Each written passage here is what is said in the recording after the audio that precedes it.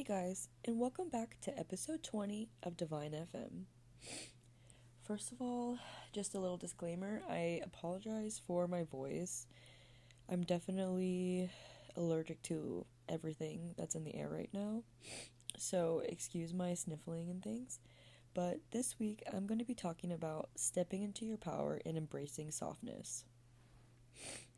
I feel like this is a really important topic, especially when it comes to I don't know, if you're in a tumultuous part of your life, or if you just have, I feel like spring is sprung and everyone has a lot going on, regardless of what your hobbies are, what your job is and stuff.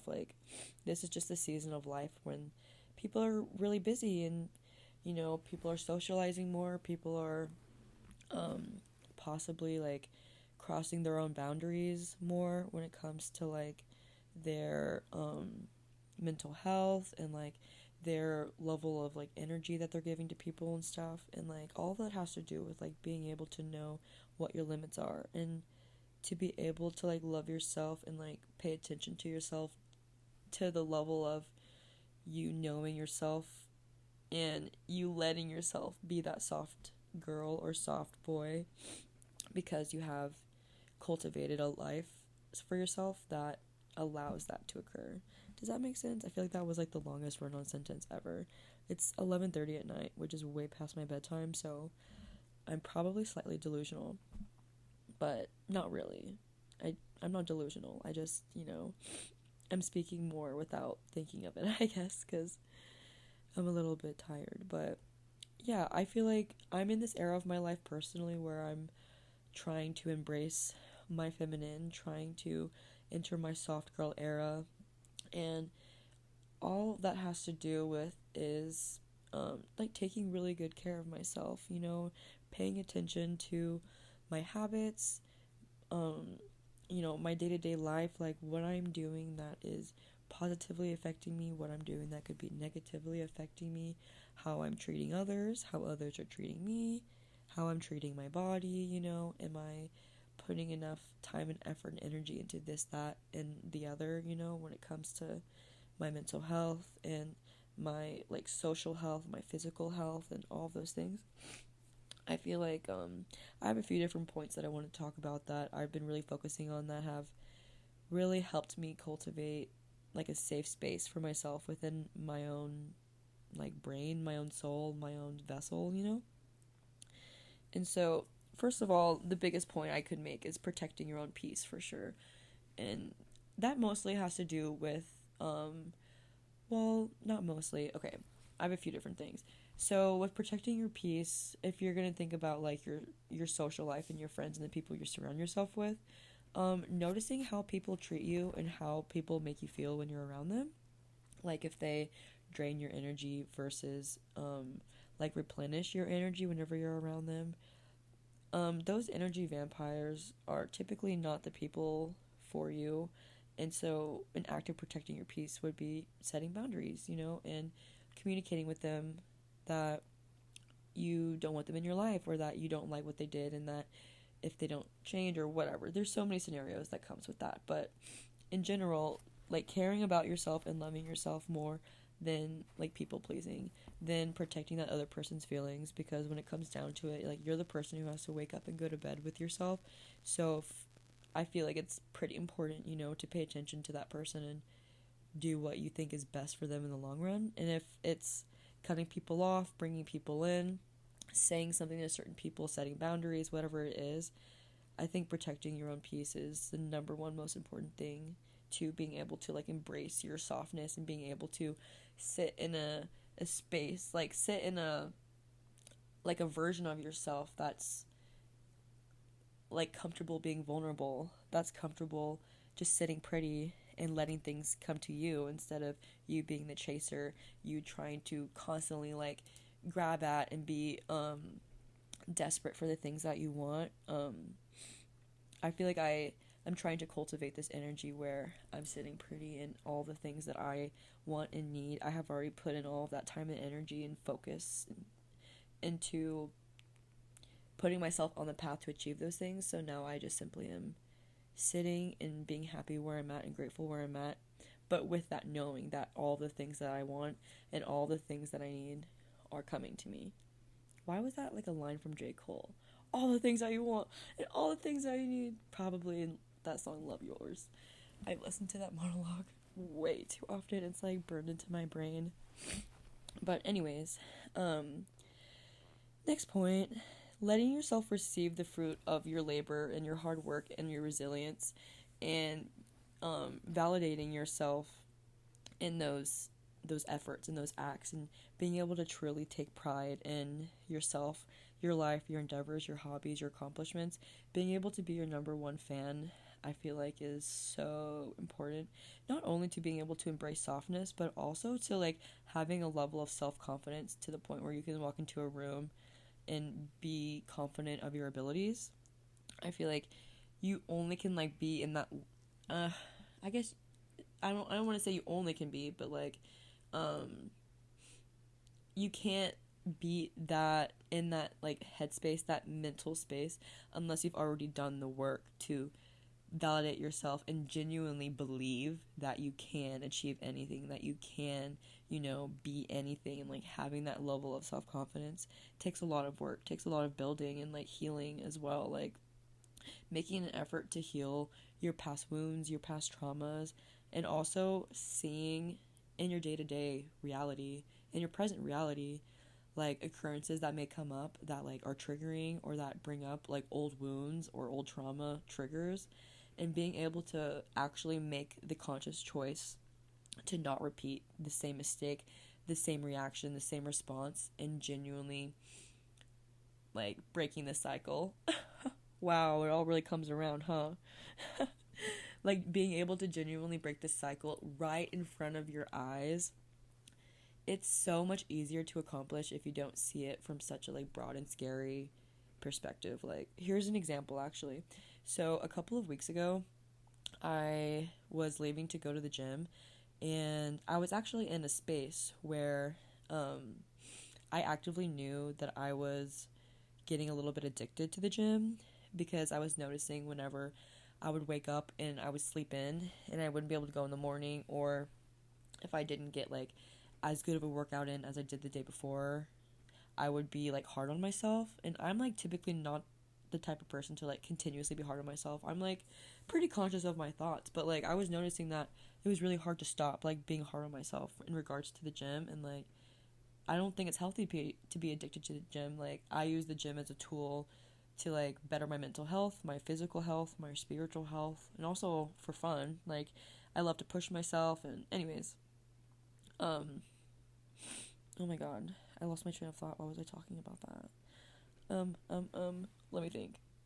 Literally, I had to go back and listen and be like, what the fuck was I talking about?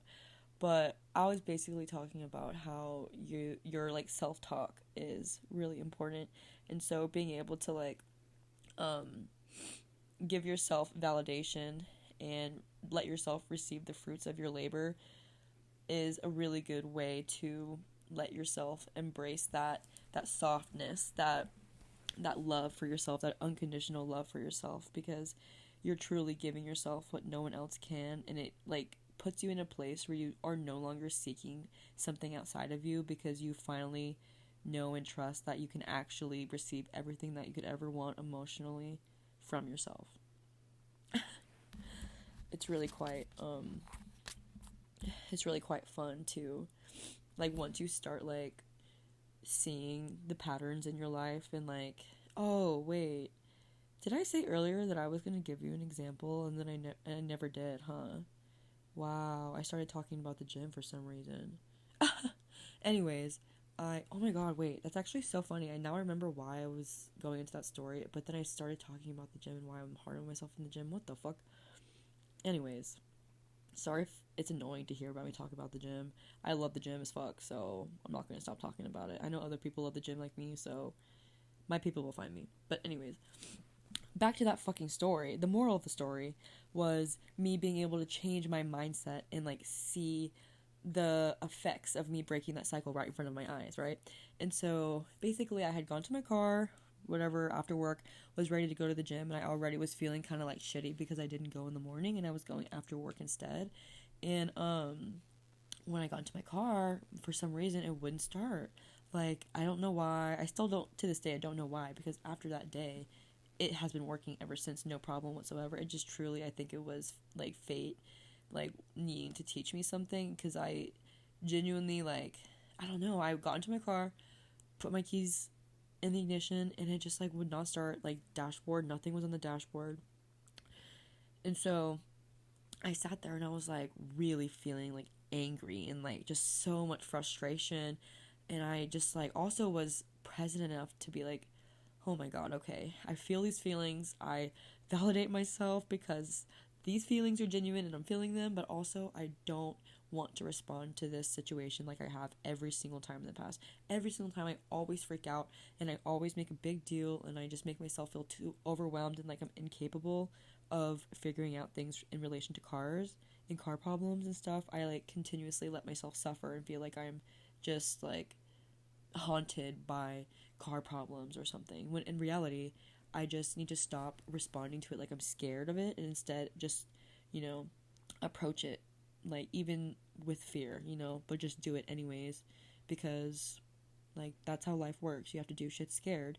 And so I called my sister and I told her these things. I was like, my car won't start. I'm feeling really frustrated. I don't know how to change how I'm feeling right now, but like I'm feeling those same like really upset, overwhelmed feelings that I would in the past, and I'm gonna like really break down and freak out and like, crash out, honestly, if I go down this route. So please help me.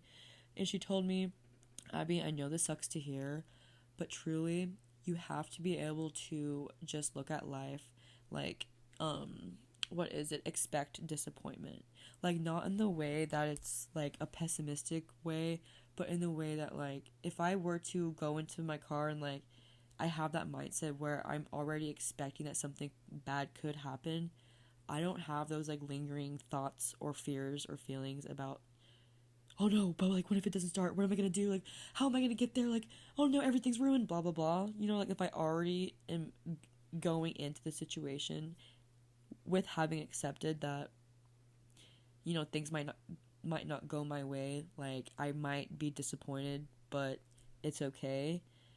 That like life is just so much easier, and like problems don't seem as bad and big as they would if you didn't already accept a reality where things might not happen the way you want them to. And so yeah, Nikki basically told me, Abby, it's okay, like just because your car isn't starting doesn't mean you can't get a workout in, like you can go on a run, you can use your dumbbells at home, blah blah blah. Like, you're just like stuck in the same like routine. It's okay to break your routine. And she like genuinely just like sat me down over the phone and was telling me like, you have to be able to like look at your car problems like, you can't let it ruin your day, you can't let it ruin your life. It's just a car. It's like not your fate. And so right after I had, mentally kind of made that click, and I genuinely was like, oh, you know what, okay, that makes a lot of sense and I'm gonna try it.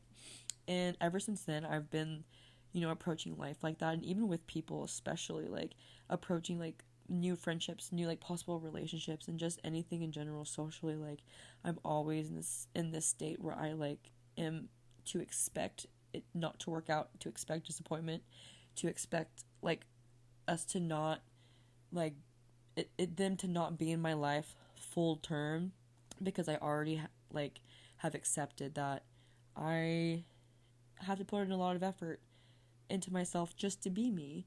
And I have one very close friend, and then I have like very very close tight-knit relationships with my family, but besides that I only have so much energy to spare. And so like, I genuinely have to know like, how much energy can I budget on another person, and how worth it does it seem to me. Like, if it's not like a person that will bring me peace, then I'm just like not gonna waste my energy, waste my time, in the nicest, most loving way possible.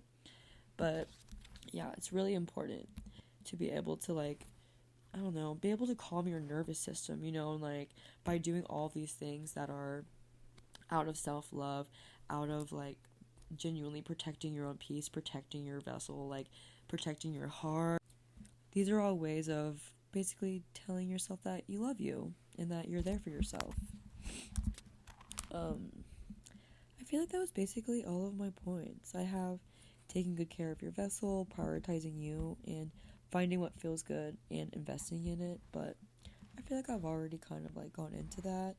But I guess maybe one more point I'll make about embracing softness and is definitely being able to like embrace like what made you happy and calmed your nervous system when you were a child, and also the hobbies that bring you joy and make you feel like you're in that state of flow and you are genuinely at peace. I feel like being able to let yourself prioritize doing those things is one of the greatest acts of self-love and will really take you places, because whenever you give yourself that level of love, that level of care, you evolve as a person and you're able to achieve things and meet people and do things that your old version of yourself never would have believed that you could.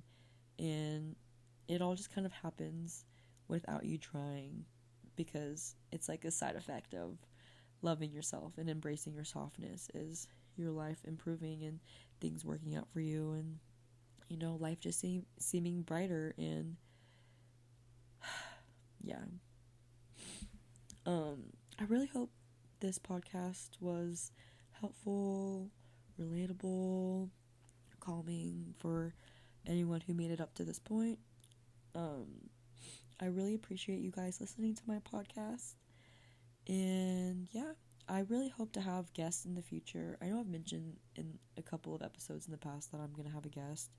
I've asked a few people, but not that many people seem to want to talk on a podcast, which is like so understandable. Like, I understand the fear of being seen and like not wanting people to like judge you or whatever. So no pressure, but look out sometime in the future. I know for sure I'm gonna be interviewing people, and I just like would love to hear other people's journeys besides my own, because we all end up kind of in the same place, but we all have our own journeys. So yeah, look out for that. And yeah, I really hope you enjoyed this episode, and I hope you guys have a great week, and I'll see you next time or talk to you next time on Divine FM. Bye guys.